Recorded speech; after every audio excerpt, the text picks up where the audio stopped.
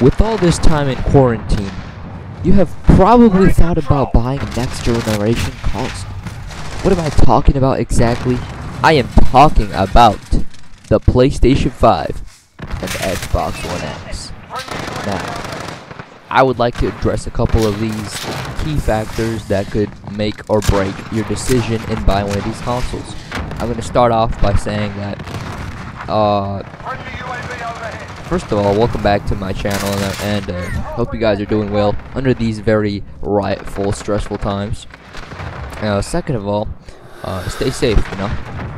Don't loot the Gucci store and get caught lacking, boys. But anyway, back to the main topic here. Basically, there's about, I would say, 4 key ingredients that make a person want to buy a console, a new gaming console in this case. So, the first one is console exclusives, and basically what that means is the games exclusive to that console, or some type of exclusive thing you get when buying the console. It's kind of like with Halo and Xbox back in the day. But now it's on PC. Where if you wanted to play Halo, you had to play on Xbox, and that was the only way you could get it. It's the same thing for PS4. Same thing for a lot of consoles out there. Well, basically 3. And you know, it depends really how loyal you are to the brand. How loyal are you to sucking Microsoft's cock and paying them $24.99 every 3 months just to play online? Or if you're really stupid, you get the $60 subscription to play online. And it really depends about, like, you know, are you really that fucking, do you have that money to spare? Do you have $24.99 every 3 months just to play online, not covering game costs, battle passes, gaming pass if you want to play more games? It's very it's the Microsoft ecosystem, and the same thing goes for PlayStation with PlayStation Plus. And I would say a couple of reasons why people keep buying consoles is, well, number 1, brand loyalty, and number 2, budget friendly. What do I mean budget friendly? I'm not saying they're dirt cheap or anything, unless you're getting yours really used or some type of good offer. What I'm saying is, the only option to play games out there, like AAA platforms and FPSs that are up to this day's standards, is really just building a PC. Building a PC, having an Xbox or a PlayStation 4, that's like your only options right now. And a lot of people, they should really do shy away from building one, just because they don't have the knowledge to do it, and because they don't have the money, or they know it's expensive. But I'm gonna tell you why you should forget about all the fucking consoles. And well, basically, if you keep buying a console, you will end up stuck with the hardware specs it has.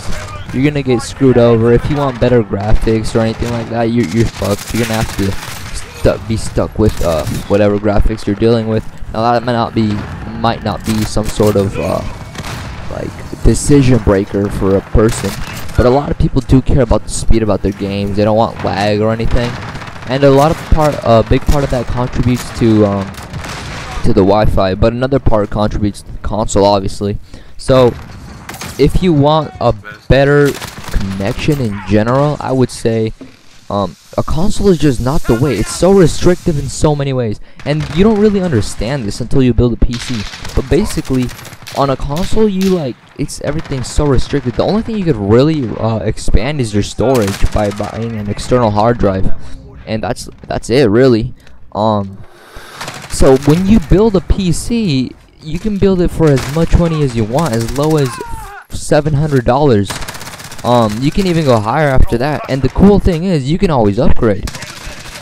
So you might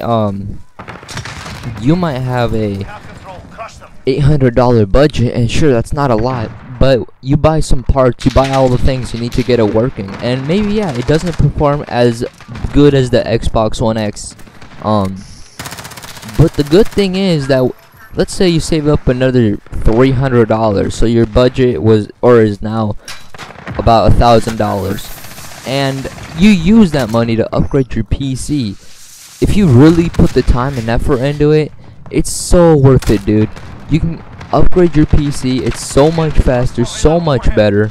Especially if you're some sort of YouTuber or stuff, because capturing on the PC is so much better. You can mod games, and you know, you can always expand. You can always fix what's expand your storage, or like how fast it is, the RAM, the CPU, a graphics card especially. You know, you can always improve your performance, and on the console you're always restricted to that. You're fucked. You're like stuck with whatever the console comes with. Now sure, the new graphics of 2020 that they've shown for, or that they're saying are gonna be really good for the consoles, might be worth it. I don't know, we haven't seen it yet. They pushed back the PlayStation 5 reveal date because of the whole rioting going on, but you have to understand that if you are serious about gaming and you want to make it worth your money, you should not be spending out like $400 on a console. And maybe you don't spend $400, maybe you spend $200 or $250, but by the time you buy that extra controller, all the subscriptions, and the video games for it, you're gonna end up spending way more than you probably want. Now, if you really don't care about gaming, or if you just really want a simple basic thing to play video games, have no problems, just start it up, that's basically what a console is. It's built to be obviously user friendly for people that don't want to troubleshoot, that don't want to like have to be wondering why this isn't working. Not that PCs break down or anything, like super common, they do, but not often. So it's one of those things. It's like a plug and play basically compared to a PC. You plug it in, you play the game, that's it. You turn it off, take the disc out, or you just turn off the console. And then with a PC, it's the same thing really. It's just a little bit more complicated, because you have to check your computer, like how, if it's hot enough, or if it's too hot, the CPU's too hot, everything's running the way it should be. You need to make sure the fan's running a little bit faster. Do you want to make sure, you have to make sure all your settings are right, because they have enough capacity for this game and such and such. But as a PC builder myself, I built my PC last year, and I gotta tell you guys, it's really worth it. I spent a lot of money on mine because I had a big budget. I spent around $1,300 on my PC, and do I regret it? Not really, but you can always start with less, obviously, and just build your way up. It's not that bad.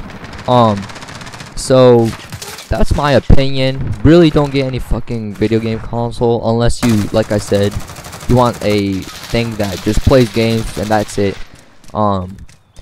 Yeah, that's basically it for this video. If you like the video, make sure to like the video, comment the video, and subscribe. Let's try to get to 100 subscribers. We already have what, like 36, 38, and